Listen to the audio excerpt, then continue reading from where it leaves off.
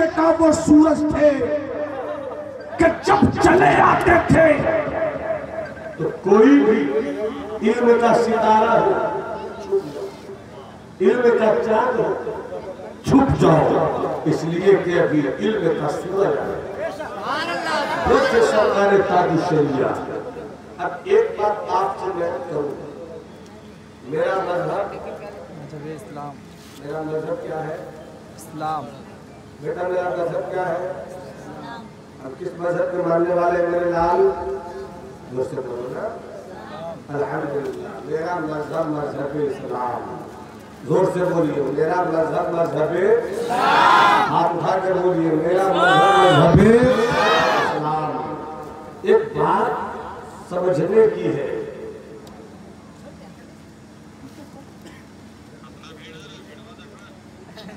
क्या हो रहा मेरे लाल? बाबू थोड़ा चुप हो जाए।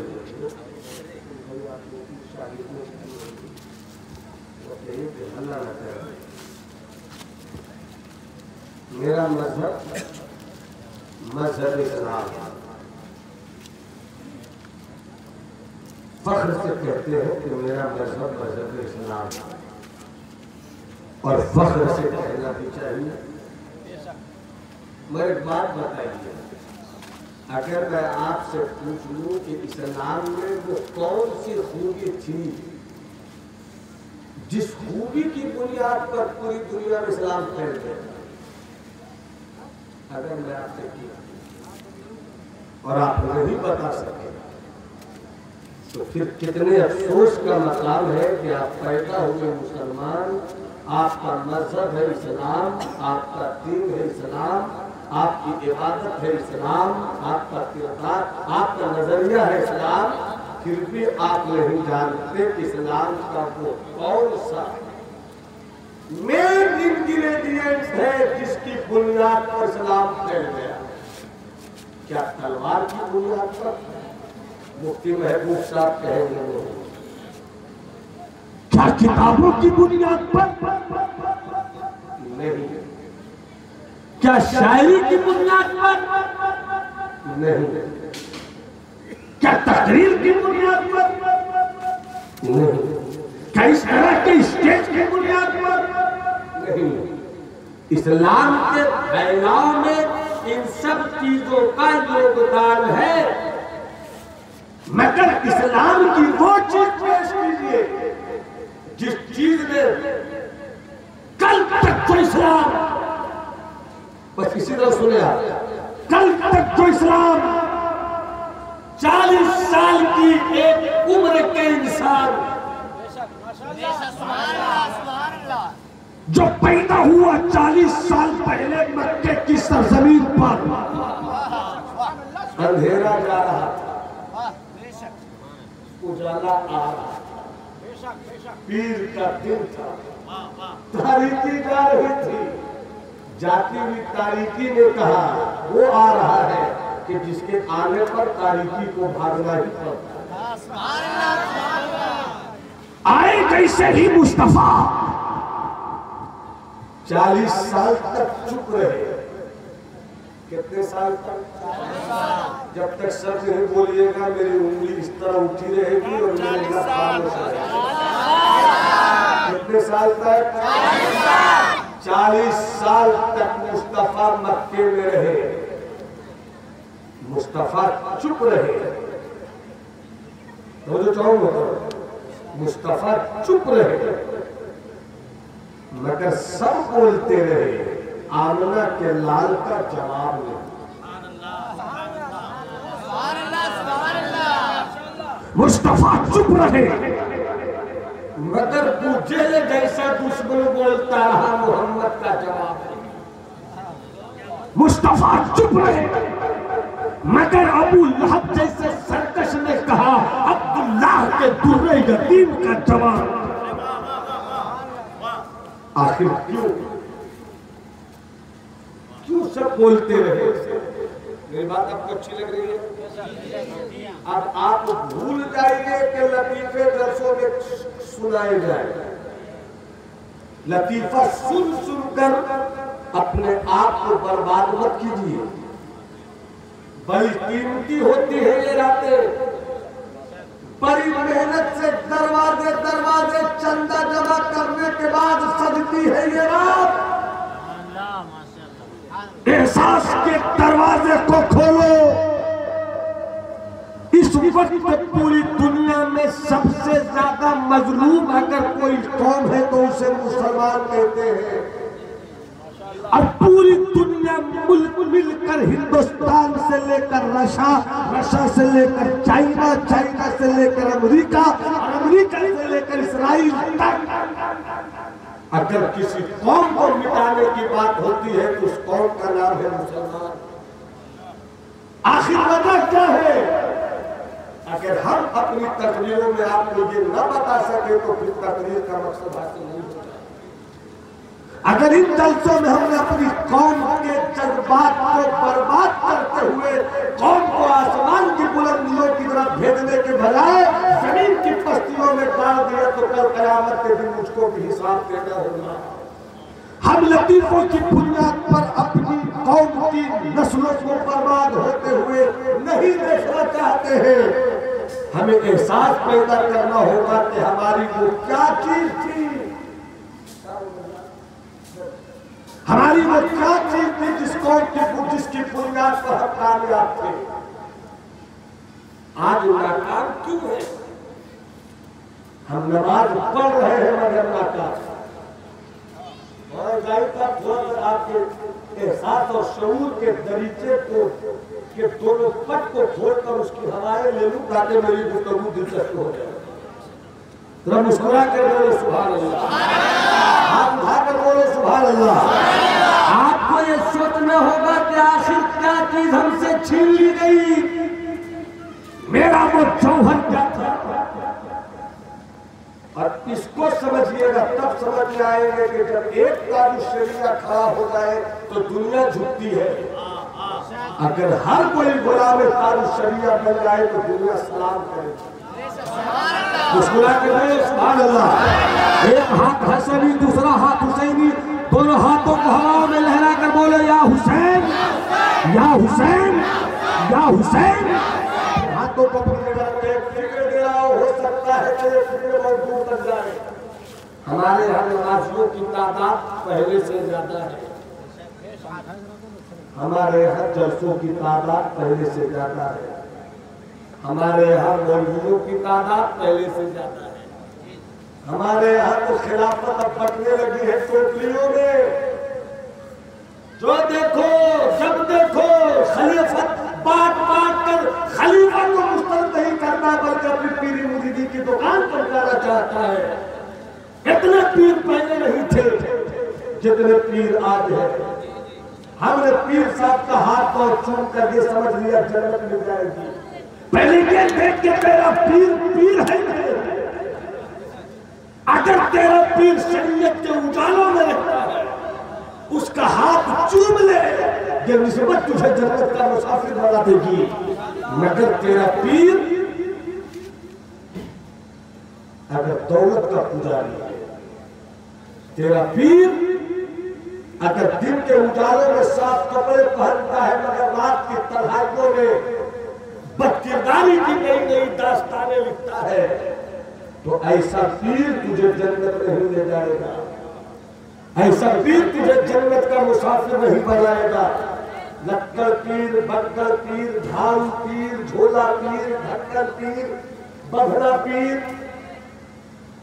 ये मत देख के आने वाला हवाओं में कुर्सियां उड़ाता है, बल्कि ये देख कि वो आयतुल कुर्सी पढ़कर समझता है। तब समझ में आएंगे कि ताजुश शरिया किस पीर का नाम है। तब तुझे मालूम होगा कि सरकार ताजुश शरिया का कैरेक्टर क्या था, सरकार ताजुश शरिया की आदत क्या थी। आप बस थोड़ी देर मुझको सुनिए। इस्लाम, एक बात याद आ गई, मौलाना रशाद साहब, मुफ्ती महबूब साहब, देवबंदियों के पास एक जमात है जिसे कहते हैं तबलीगी जमात। जानते हैं आप? घर घर नगर नगर चौराहे चौराहे, गांव गांव, बस्ती बस्ती, तकवा पे तकवा, तकवा पे तकवा, इसके रसूल से खाली था, लग गया लकवा। मगर पूरी दुनिया में तबलीगी जमात घूम घूम कर नमाज की दावत देती है। सही या गलत? सही बात। आप बोलो, मैं नहीं बोलूंगा। सही है। क्या वो जमात, तबलीगी जमात, गुमराह जमात, बेदीन जमात नमाज की दावत घूम घूम कर पूरी दुनिया में देती है कि नहीं? देती है, देती है। सुन्नियों के यहाँ भी एक सबसे बड़ी तंजीम है, चाहे इख्तिलाफात अपनी जगह पर, दावत इस्लामी। दावत इस्लामी भी पूरी दुनिया में घूर घूर कर क्या देती है? दावत नमाज, दावत इश्क रसूल। कौन बोला? मेरे लाल चुप तो होगा, तभी तो कुछ बोलने दिया था मेरे भाई। पूरी दुनिया में दावत रसूल, इश्क रसूल की दावत देती है दावत इस्लामी। बात क्लियर?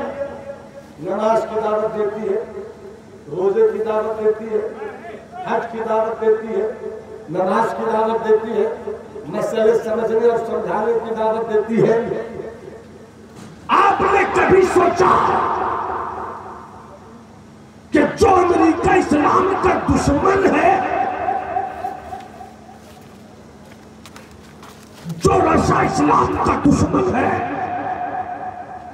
जो चीन इस्लाम का दुश्मन है,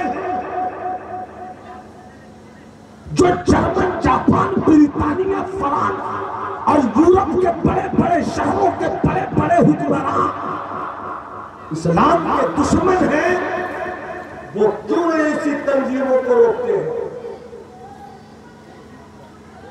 What is the reason behind it? इसके पीछे सबब क्या है?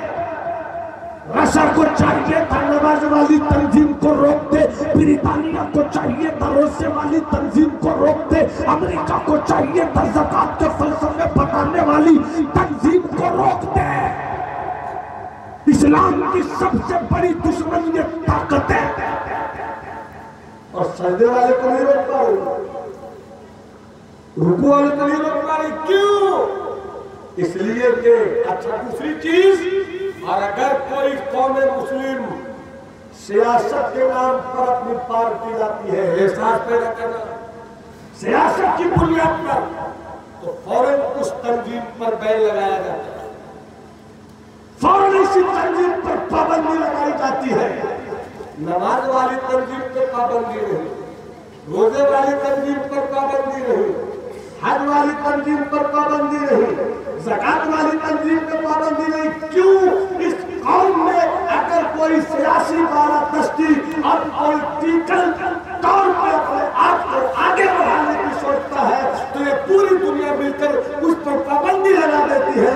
कभी लीबिया में पाबंदी लगाती है, कभी इस फलस्तीन में पाबंदी लगाती है, कभी मुल्क के सामने पाबंदी लगाती है।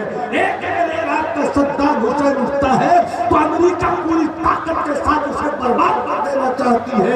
नमाज पर पाबंदी नहीं, रोजे पर पाबंदी नहीं, हज पर पाबंदी नहीं, ज़कात पर पाबंदी नहीं, इसलिए कि उन लोगों को मालूम है कि इस कौम को नमाज में लगे रहने दो, दुनिया में जीने का हुनर से मत दो। जब तुम दुनिया में हो तो दुनिया में जीने के लिए तुम्हें सियासत करनी होगी। गंदी सियासत की बात नहीं कर रहा हूं, इसलिए बता रहा हूं कि मेरी कौम का एक मिजाज है कि सियासत से तौबा मत करो। हाँ, अच्छी सियासत करो। वो सियासत ही तो थी मेरे मुस्तफा की, वो सियासत ही तो थी मेरे मुस्तफा की। देखते ही देखते मुस्तफा हो गया। वो सियासत ही तो थी मुस्तफा की कि जिस सियासत की बुनियाद पर जब जिंदगी चले तो इस्लाम का सूरज चढ़ता चला। वो सियासत ही तो थी मेरे मुस्तफा की पढ़ाई हुई, जिस सियासत को हजरत उमर फारूक लेकर निकले तो दरियाए दजला की लहरों ने मुस्कुरा कर कहा कि कायद हो तो ऐसा हो, रहनुमा ऐसा हो तो ऐसा हो। दरियाए नील के पानी ने हजरत उमर की सियासत के तेवर को देखकर हमेशा के लिए पहला शुरू कर दिया। आज हमारे पास नमाज है मगर जीने का हुनर नहीं है, रोजा है मगर जीने का हुनर नहीं है। इसका नुकसान ये होने वाला है, इसको सुनिएगा, इसका नुकसान ये होने वाला है कि अभी तो आपकी ताकत छीनी जा रही है, और जब आपकी ताकत छीन ली जाएगी हिंदुस्तान में तो कल पहले कहा जाएगा इसमें कुछ दम नहीं है, नमाज से रोको, रोजा से रोको, सजदों से रोको। नमाज को बचाने के लिए सियासत जरूरी है, और सियासत में कामयाब होंगे तो हुक्मरान होंगे, और जब हुक्मरान हो गए आप तो फिर आपकी बात सुनी जाएगी, आपका फैसला सुना जाएगा। कुरान का ऐलान है, कुंतुम खैर उम्मतिन उखरिजत लिन्नास तअमुरुना बिल मारूफ व तनहौना अनिल मुनकर, तुम सबसे बेहतरीन उम्मत हो। बोलो सुभान अल्लाह, हाथ उठाकर बोलो सुभान अल्लाह। किसी का हाथ झुका नहीं रहे, तुम्हें करबला के आकाओं की मोहब्बत का वास्ता है। हाथ उठाकर बोलो या रसूल अल्लाह, या हबीब अल्लाह, या नबी अल्लाह। मुलाहिजा फरमाइएगा मेरी गुफ्तगू के इस हिस्से को। इस्लाम, सियासत, कुरान की आयत, कुंतुम खैर उम्मतिन, तुम लोग सबसे बेहतरीन उम्मत हो। कब? उखरिजत लिन्नास, तुम लोगों की तरफ भेजे गए हो। क्यों? तअमुरुना बिल मारूफ, कि तुम भलाई का हुक्म देते हो, व तनहौना अनिल मुनकर, और तुम बुराई से रोकते हो। सच्ची बात बताना मेरे जवाब, मेरे दोस्त, मेरे भाई, हुक्म कौन देगा? जिसके पास पावर होगा। अल्लामा मुफ्ती महबूब साहब जैसी अजान का वक्त होता अपने मदरसे के बच्चों को हुक्म देते हैं, निकलो।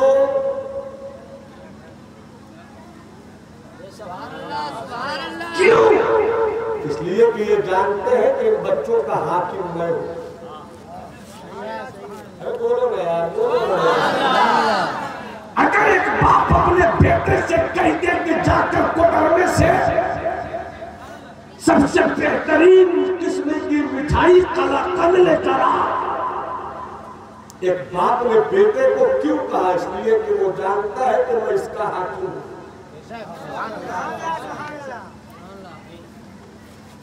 पता चला हाकिम वही होता है जिसके पास पावर, जिसके पास पावर नहीं वो हाकिम नहीं। और जब हाकिम होंगे तो आपको चाहिए हुकूमत। मदरसे के हाकिम है, हुकूमत मदरसे पर उनकी। घर के हाकिम है आप, घर पे हुकूमत आपकी। इसी तरीके से जब दुनिया में अपनी बात मनवाना चाहते हो तो हुकूमत पैदा करो, और हुकूमत पैदा करने के लिए सियासत करो। और जब सियासत करना आ जाएगा, हुकूमत हो जाएगी, तो उस दिन तुम्हारे सजदों की अहमियत को समझ लिया जाएगा। उस दिन तुम्हारी बंदगी समझ ली जाएगी, उस दिन तुम्हारी इबादतों को समझ लिया जाएगा। क्या जरूरत थी सिद्दीक़ अकबर को? बहुत अच्छा म्यूजिक है, मुझको नहीं चाहिए, मुझको नहीं चाहिए। जब मैं बोलूं उसके बाद पंखा चला दीजिएगा। मेरी बात आपको अच्छी लग रही है? ऐसा लग रहा है कि हमें सुनना चाहिए, हमें समझना चाहिए। ये बताइए दुनिया में सबसे बड़ी रहमत जो सारी कायनात की रहमत है वो कौन है? बोला मेरे मुस्तफा। कौन है? आप उठाकर बोलो कौन है? आप बुलंद आवाज से बोलो कौन है? मेरे मुस्तफा। सारी कायनात के लिए रहमत, जो सारी कायनात के लिए रहमत हो, वो जंगे बद्र में तलवार क्यों चला? जो सारी कायनात के लिए रहमत हो, वो जंगे उहद का मार्का क्यों कर रहे हैं? जो सारी कायनात का रहमत हो, वो जंगे हुनैन के मौके पर संगत क्यों खोदवाता है? मेरे भाई छोड़ो ना, मेरे यार, मेरे हमदम, मेरे दोस्त, मेरे भाई, बोलने तो दो उसको। मैंने पहले ही मिलाद बनाया था भैया कि 2020 के रमजान के बाद में जलसे कम करूंगा, क्योंकि अब जलसों से फायदा वायदा कुछ होता नहीं है, पैसे बर्बाद होते हैं। सच्ची बातें बता रहा हूँ। उससे बेहतर मुफ्ती महबूब साहब के मदरसे में बैठकर 4 घंटे बच्चों को पढ़ा, दिल को सुकून मिलता है, जेब को इतना नहीं। मैंने इतना मिलाद बनाया भैया, 5 जलसा करूंगा महीने में, बाकी को डरवा तो घर की तरह इस कैद के साथ आऊंगा कि 11 बजे बैठ जाए। मंजूर है तो बुलाइए, नहीं मंजूर है तो मत, वरना वक्त बर्बाद करना नहीं है। खासतौर पर बैठे रहे 2 घंटा बैठ कर हर वक्त देते रहे, कुछ हासिल हो तो वक्त बर्बाद मत कीजिए। और भी काम है दुनिया में मोहब्बत के साथ। जिंदा है कितने लोग मोहब्बत किए बगैर, जलसों से मोहब्बत नहीं होगी तो भी जिंदा रहेंगे। मुफ्ती साहब किबला को सलाम कीजिए, मेरे दोस्त हैं, मेरे साथी हैं। अज़्ज़ामतुल मुबारक हो हुजूर हाफिज़ मिल्लत की मेहनत साथ का दुआ है सरकारी के नतीजे में जो उनका सब्ज़ हुकूमत कायम किया हुआ है, उसी सब्ज़ हुकूमत के नीचे हम लोगों ने बैठकर क़ाल अल्लाह व क़ाल रसूल की सदाई की। आप मुकर्रर नहीं है, ऐसा नहीं कि अभी कश्मीर में तकरीर कर रहे हैं, दूसरे दिन कलकत्ते जा रहे हैं। काबिल है, पढ़े लिखे हैं, मुकर्रर नहीं है, मगर आप ही के रकूमियत दी हो। ये लंबी चौड़ी हमारे बोल रही है कि बड़े बड़े खतीब जलसों से वो न कर सके जो खामोश तौर पर आलिम दीन कुर्बानी देता हुआ काम के बच्चियों के लिए एक दीनी किला खड़ा किया। नारे तकबीर, नारे तकबीर, नारे रिसालत, मसलके आला हजरत और अहले सुन्नत। बड़े बड़े खतीबों को देखिए, मोटा मोटा नजराने लिए आपसे, बड़े बड़े शायरों को देखिए, मोटे मोटे लिफाफे लिए हैं, मगर कौन को क्या दिया? 4 रूम का मदरसा भी नहीं दे सकते। अरे खर्चे की बात बताओ कि जो मौलवी अपने एक बेटे को मौलवी नहीं बनाए, समझो जो मौलवी है दुनिया खरीदने के लिए। बड़े बड़े लामा को जानता हूँ, जलसा सिर्फ इसलिए पढ़ा ताकि पैसा नहीं। बेटों को सिर्फ यूनिवर्सिटी की राह दिखाया ताकि ये डॉक्टर भी बनो, इंजीनियर भी बनो, बारिस्टर भी बनो, मगर अपने एक बेटे को अपने मिशन का मुहाफिज जरूर बनाओ, अपने किरदार का मुहाफिज जरूर बनाओ। वापस हाथ उठाकर बोलिए सुभान अल्लाह, हाथ उठाकर बोले या हबीब अल्लाह। बस एक बात आप मुलाहिजा फरमाइए, पहले इतनी मस्जिदें नहीं थी जितनी मस्जिदें अब है, पहले इतने मौलवी नहीं थे जितने मौलवी अब है, पहले इतने जलसे नहीं थे जितने जलसे अब है, पहले इतने मुसलमान भी नहीं थे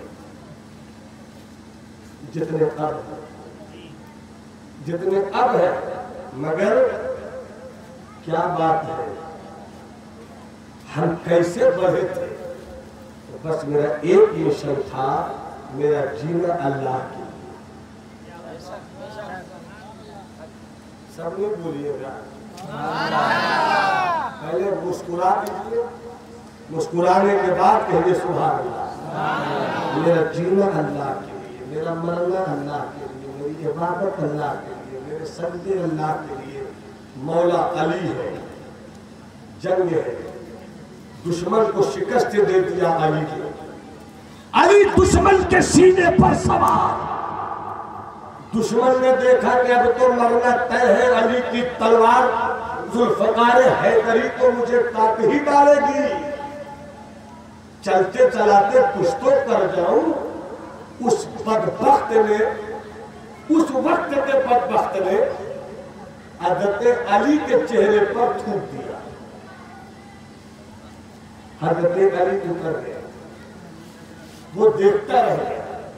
अली मैं तो हार गया था, अली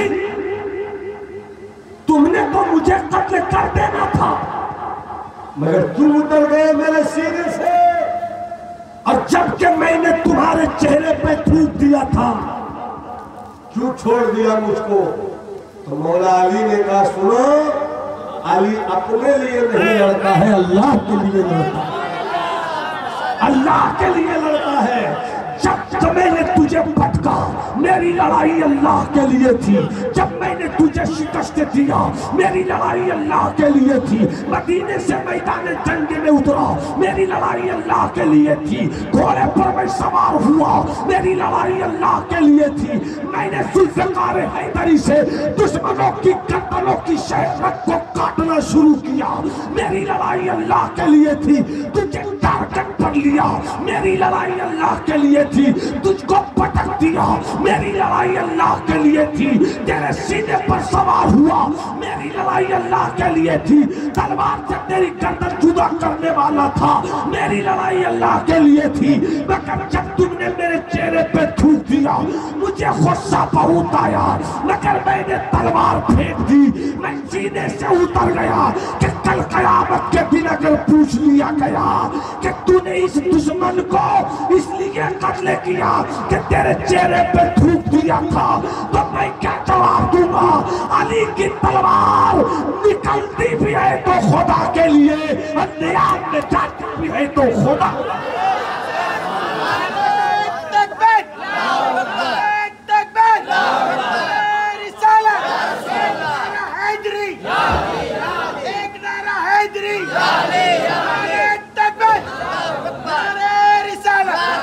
अपने मुर्शिद का जो शेर सुनाता हूं, सुना दूं?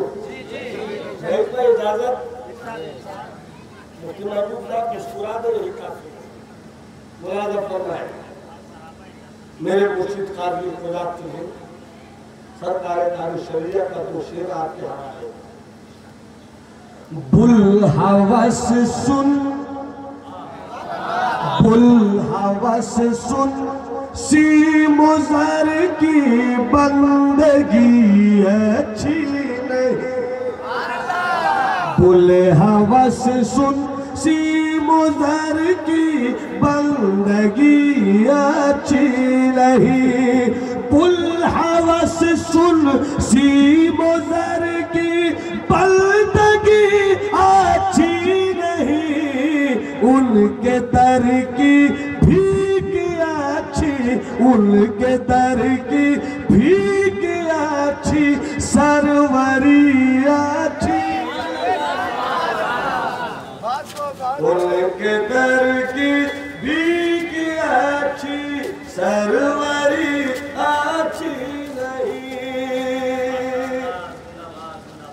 उनके दर की भीख अच्छी, सरवरी अच्छी नहीं।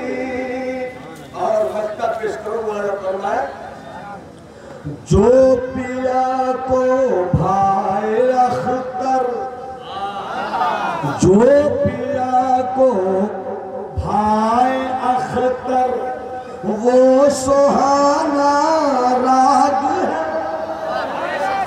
जो पिया को भाई अख्तर, वो सुहाना राग है। जिससे ना खुश हो पिया, जिससे ना खुश हो पिया, वो रागनी अच्छी नहीं।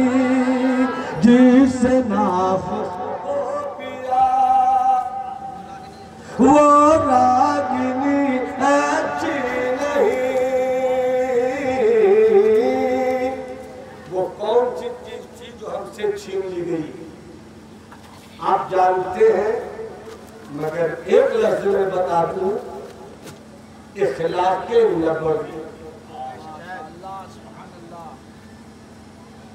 इखलाके नबवी क्या इखलाक है मेरे सरकार? क्या कैरेक्टर है वो? सरकार है, हाय हाय सरकार है, मस्जिद नबवी है। एक पागल ज़ईफ़ा औरत सरकार के की तरफ आती हुई मस्जिद नबवी के दरवाजे पे रुक जाती है, रुक जाती है, झांक रही है। सरकार ने देख लिया, इशारे में सरकार पूछते हैं बाबा लोग क्या मामला है, तो वो इशारे वाली तो देखने में लाल सरकार फरमाते हैं क्या बात है, तो वो ज़ईफ़ा जो पागल औरत थी, पागल औरत, वो कहती है सरकार से आइए। सरकार उठी, सरकार उठे, चल पड़े। हाँ कहो क्या बात है, पागल औरत कहो क्या बात है। वो पागल कहती है उधर चलो, सरकार कहते हैं चलो। इस्राइल भाई क्या मेरे आका की अदा थी, बहुत गौर से सुन रहा था जमाना, हम ही सो गए दास्तां को आसमां से उतारा गया, किस बुलंदी से मारा गया। सरकार से वो ज़ईफ़ा पागल और कहती है चलो उधर। मदीने की सख्त करीम धूप, सरकार चले, खड़ी धूप में सरकार के साथ बुढ़िया खड़ी, सरकार भी खड़े, वो बात कर रही है, सरकार जवाब दे रहे हैं। पागल क्या बोल सकती है, कभी इधर कभी उधर, कभी ये कभी वो, कभी दिस कभी दैट। पागल का मामला तो ये होता है कि दिल्ली को कलकत्ता बोल दे, कलकत्ता को दिल्ली बोल दे। पागल कुतुब मीनार पे चढ़ गया और चढ़कर बोलता है कूद जाऊंगा। सब लोगों ने कहा मत कूद, तू गिरेगा मर जाएगा। नहीं मैं कूद जाऊंगा। मैं पागल में होशियार होता है, कूदता कम है। मैं कूद जाऊंगा, मैं कूद जाऊंगा, मैं कूद जाऊंगा। डॉक्टर ने कहा उतर जा मर जाएगा, इंजीनियर ने कहा उतर जा मर जाएगा, मुफ्ती ने कहा उतर जा मर जाएगा, लामा ने कहा उतर जा मर जाएगा। मैं नहीं उतरूंगा, मैं कूद जाऊंगा। उतरे तो कैसे उतरे, एक पागल को लाया गया, किसको उतारो, पागल को उतारने के लिए पागल को लाया गया। पागल ने एक छोटी सी कैंची ली, उंगली की, उंगली से कैंची बनाई, जोर से कहता उतरेगा तो काट दे, उतरेगा कि काट दे, उतर गया। लोगों ने पागल है तो कमाल के पागल, और लोग समझाते नहीं उतरे।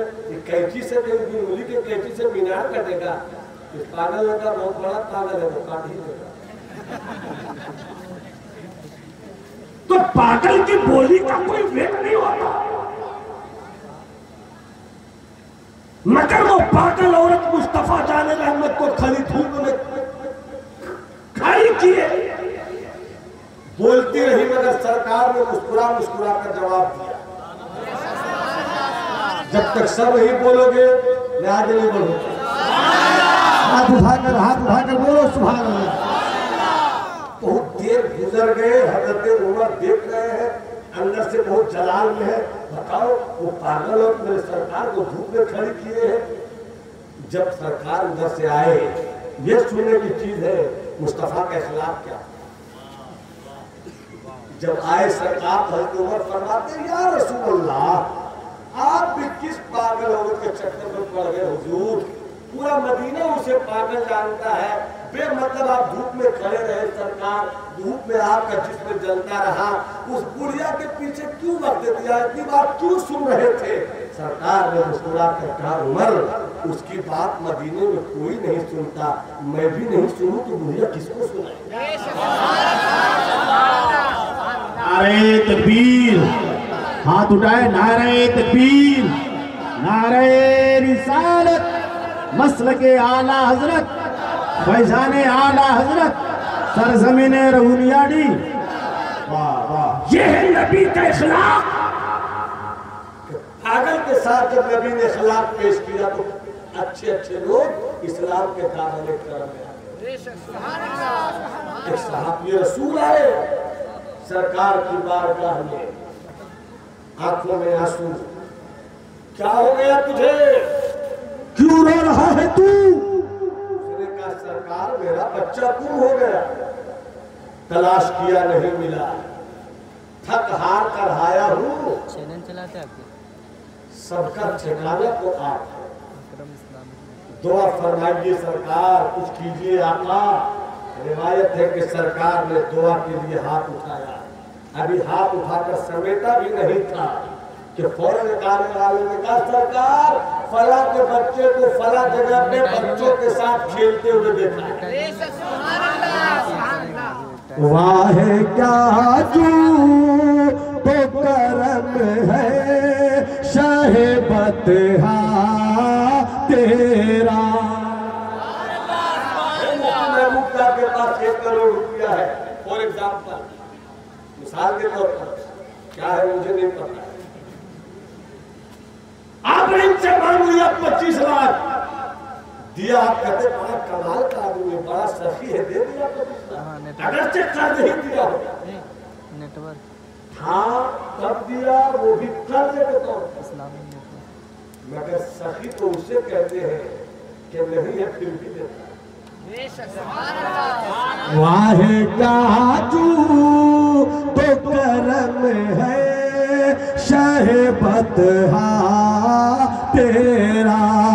वाह क्या तू तो करम है शाहे बतहा तेरा।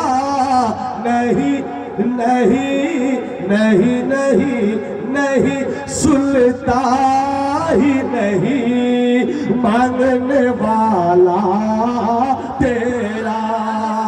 नहीं सुनता ही नहीं मांगने वाला। मेरे करीम से कर कतरा किसी ने मांगा, मेरे करीम से कर कतरा किसी ने मांगा। दरिया बहा दिए हैं तुरबे बहा दिए। ये मेरे सरकार की शान। सरकार बच्चा नहीं मिला, दुआ किया सरकार ने, फौरन निकालने वाले ने कहा हुजूर इसके बच्चे को मैंने फला जगह पर फला मकाम पे खेलते हुए देखा है। सब बता रहे हैं भूया दी के मेरे वो बुजुर्गों जिनका बेटा कभी खो गया, या जिनके पास बेटे हो, हम भी चला बेटे की मोहब्बत क्या होता है। जैसे मालूम हो जाए कि मेरा खोया हुआ बेटा कोडरमा में बाहर के था, तो आप यहाँ रुकेगा, लाओ रे मोटरसाइकिल, लाओ रे 4 व्हीलर, जल्दी चल रहे। अरे क्या चला रहा, 60 की स्पीड में नहीं चला, 80 की स्पीड में चला, 80 में क्या चला, 100 में चला। क्यों, लड़का मेरा गुम ना हो जाए, है ना। जब उस बाप ने सुना होगा तो मेरा बेटा फला जगह पर है, कैसा भाग रहा होगा लोग। मैं सरकार ने कहा वो जाने वाले रुक जा, वो जाने वाले रुक जा, तेरा बेटा जहां भी है मेरी नजर में। सरकार ने रोका, रुक गए। हाँ या रसूल अल्लाह आपने क्यों बुलाया, कहा जाओगे ना तो तुम्हारे बेटे के साथ और भी कई बेटे, देखो इस्लाम का इखलाक, नबी का किरदार, और भी बेटे हैं तुम्हारे बेटों के साथ। जब तुम वहां जाओगे बिछड़ा हुआ बेटा तुझे मिलेगा, और तू अपने बेटे को देखेगा तो नाम लेकर बुलाना, बेटा कहकर मत बुलाना। जो तेरे बेटे का नाम हो नाम लेकर आवाज देना। उसने कहा यार बेटा मेरा है, नाम लेकर पुकारूं या बेटा कहकर पुकारूं, बात तो एक ही है। का बात एक नहीं है, 2 है। क्या है या रसूल अल्लाह, का तेरे बेटे के साथ और भी कितने बेटे खेल रहे होंगे, तू कई दिन से अपने बेटे को तलाश कर रहा है। अचानक जब तेरी नजर बेटे पर पड़ेगी तेरी मोहब्बत बेताब हो जाएगी, और तू बस्ती में मोहब्बत में चिल्ला कर कहेगा बेटा बेटा बेटा। जब तू बेटा कहकर बुलाएगा तो जितने हैं सब बेटे, जितने हैं सब बेटे हैं। सब मुड़कर देखेंगे, तेरा बेटा तो दौड़कर लिपट जाएगा, और उन बेटों में अगर कोई यतीम रहा तब क्या होगा? उन बच्चों में कोई वो होगा जिसका बाप बचपन ही में से दुनिया में छोड़कर आखिरत का मुसाफिर बन गया। तो जब तेरा बेटा देखेगा दौड़ कर लिपट जाएगा, मगर उन बेटों का क्या होगा जिसका बाप नहीं है? उसे उसका बाप याद आएगा, उनकी आंखों से आंसू निकलेंगे, सीना फटेगा, कलेजों में दर्द होगा, और वो तड़प कर कहेगा दिल ही दिल में सही, आज मेरा भी बाप होता, आज मेरा भी पापा होता तो इसी तरह मुझे कलेजे लगाता, मगर मेरा तो बाप नहीं है। मुस्तफा जाने रहमत ने मिजाज दिया कि इस्लाम तोड़ने की इजाजत नहीं देता, टूटे हुए दिलों को जोड़ने की इजाजत देता। आज हम इसी चीज को फरामोश कर गए। भाइयों में जमीन की लड़ाई, बाप बेटे में पैसे की लड़ाई, माँ बेटी में नफरत और वहशत, पैसों के लिए कत्ल, पैसों के लिए गारतगरी, कुल्लुकुम मस्कूल कुल्लुकुम राई। मौलाना नौमान तू भी सुन, हजरत रईस कौसर आप भी सुने, मौलाना महबूब आप भी सुन ले। ऐ रबुनियद्दीन के इस अजीम उस्ताद इश्क की बस्ती में सजाए हुए ताज शरीयत कॉन्फ्रेंस में आने वाले सुन लो। हर कोई जिम्मेदार है और हर कोई निगहबान है। कमाल ये नहीं है कि तेरे बेटे 4 हैं, कमाल ये है कि तूने अपने 4 बेटों को गुलाम मुस्तफा बनाया, वफादार मुस्तफा बनाया कि नहीं, इस्लाम का सिपाही बनाया कि नहीं। इसलिए कि बच्चे तो कुत्ते भी पैदा कर लेते हैं, बच्चे तो बिल्लियां भी जन्म देती है। अगर एक मुर्गियों को भी अंडों पे बिठा दो, 20 दिन के बाद अंडों से बच्चे निकाल कर मुर्गियां भी अपने बच्चों की परवरिश करती है। बच्चा पैदा करना कमाल नहीं है, कमाल यह है कि तुमने अपने बेटे को बनाया, तुमने अपने बेटे को किरदार क्या दिया, तुमने अपने बेटों की तरबियत क्या किया, तुमने अपने बेटों को तहजीब क्या दी। याद रखो इस्लाम के बेटों, अगर आपने आका के इखलाक के जलाए गए चराग की रोशनी में अपने घर भर को, अपने मोहल्ले को, अपने मुआशरे को, अपनी आबादी को, अपनी बस्ती को रोशन करना शुरू कर दिया, तो पूरी दुनिया में किसी माँ ने ऐसा बेटा नहीं पैदा किया है जो इस्लाम के बेटों के खून को पानी से ज्यादा सस्ता। इसलिए जरूरत इस बात की है कि आका के किरदार को अपनाए, बुजुर्गों की सीरत को अपनाए। अभी बात आ गई तो बता दे रहा हूँ कि एक सीरियल चला है इर्तुगरुल गाजी, सब लोग देख रहे हैं। मुझसे पूछोगे तो मैं कहूँगा देखना चाहिए, मैं बोलूँगा देखना चाहिए। गलत चीज देख रहे उससे बेहतर है कि वही, बुरी चीज देख रहे उससे बेहतर है कि वही देख के तुमने अपना देख। असली मसला क्या है मुफ्ती साहब कि जिस दौर में हम लड़ रहे हैं ये बात और परसेप्शन की लड़ाई है। आप गोली मारकर किसी को खत्म नहीं कर सकते, आप दुश्मन को दुश्मन की तलवार से। आप नहीं जान रहे कि सबसे बड़ा झूठा मोदी, आप नहीं जान रहे कि आरएसएस आपको मिटा रही है, आप नहीं जानते हैं कि आकर मोदी ने सच कहा ही नहीं, मगर पूरी मीडिया क्या चिल्ला रही है।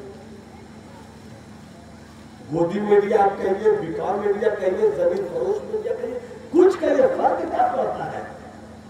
जो मीडिया पर बोला जा रहा है उसी को सब मार रहा है। क्या सच्चाई है कि नहीं? क्यों? ये लड़ाई है परसेप्शन ऑफ वार और परसेप्शन की लड़ाई को सीखना होगा। सामने वाला जो टिकटॉक दे रहा है, आप क्या समझ रहे हैं कि आपके हंसने का सामान है वो आपके नस्लों को बर्बाद कर। जिन लोगों ने टिकटॉक बनाया क्या उनके बच्चे टिकटॉक खेलते हैं? जिसने फेसबुक का इस्तेमाल सिखाया उनके बच्चे फेसबुक खेलते नहीं। हमारे हाथों में खिलौना दे दिया गया, हम बढ़े जा रहे हैं। आज आपको नहीं मालूम खिलाफत उस्मानिया क्या चीज थी, आपको नहीं मालूम कि किस तरीके से 600 साल से ज्यादा जब खिलाफत उस्मानिया की हुकूमत रही तो पूरी दुनिया में किसी की हिम्मत नहीं थी कि मुसलमानों की आंखों में आंखें डाल कर बात,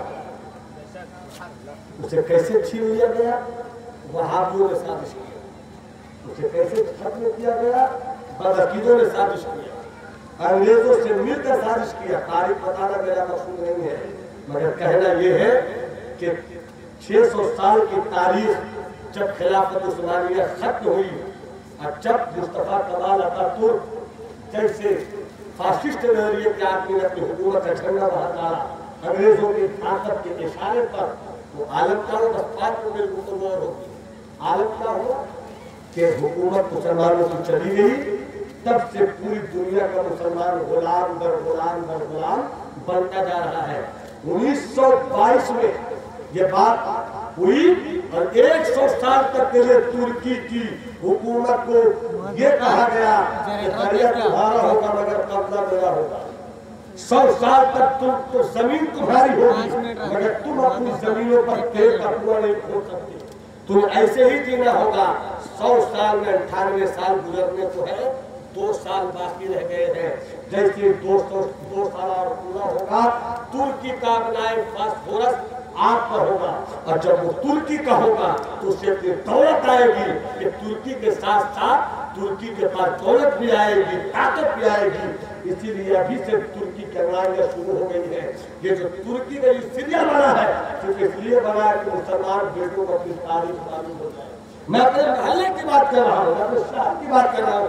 कल तक जो क्रिकेट खेलता था तो कहता था मेरा नाम तेंदुलकर है, मेरा नाम द्रविड़ है, मेरा नाम वीरेंद्र सहवाग है, मेरा नाम विराट कोहली है। आज उन बच्चों से अगर पूछा जाए अब बैटिंग में कौन उतर रहा है तो कहता है वो तुगरू उतर रहा है। अब कौन उतर रहा है तो बोलते हैं कि मुर्गुल उतर रहा है। अब कौन उतर रहा है तो बोलता है कि बाउंसर उतर रहा है। मैंने कहा ये फर्क बताती है, ये फर्क बताता है कि मेरी कौम के बेटों को हकीकत में तेंदुलकर पसंद नहीं है बल्कि इस्लाम का गाजी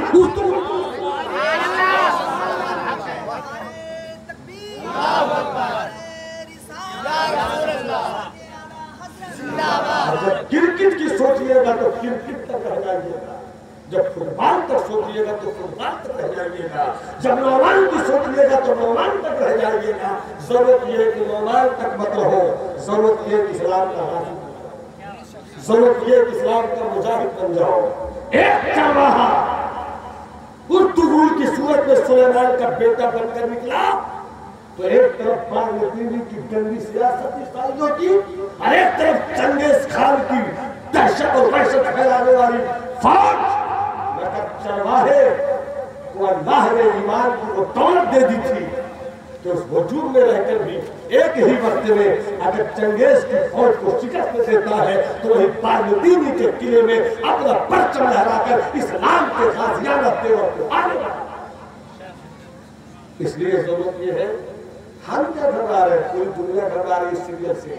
अमेरिका में घबराहट, ब्रिटानिया में घबराहट, जर्मन में घबराहट, सऊदीया तो कांप रहा है कि जब ये सीरियल पूरा बन के आएगा तो मेरी खुल जाएगी, मेरी खुल जाएगी। और जब मेरे बच्चे देख रहे हैं तो उनको मालूम पड़ रहा है कि आज अमेरिका ताकतवर हुआ है, कल तो हम ही थे। आज इसराइल ताकतवर हुआ है, कल तो हम ही थे। आज चीन ताकतवर हुआ, कल तो हम ही थे। इसलिए कौम के बेटों को इस बात और परसेप्शन की लड़ाई में आगे बढ़ाइए। अपनी कौम के बेटों से कहिए कि गाड़ी चलाओ मगर बुजुर्गों की सीरत याद रखो, घोड़ा चलाओ मगर बुजुर्गों की सीरत याद रखो, पैसे कमाओ मगर बुजुर्गों की सीरत याद करो।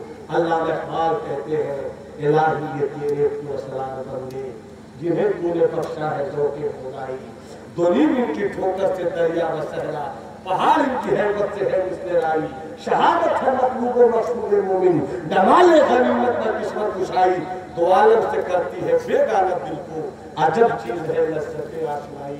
इस्लाम के बेटो पढ़ो, पढ़ाओ, अच्छी सोच पैदा करो, मस्जिद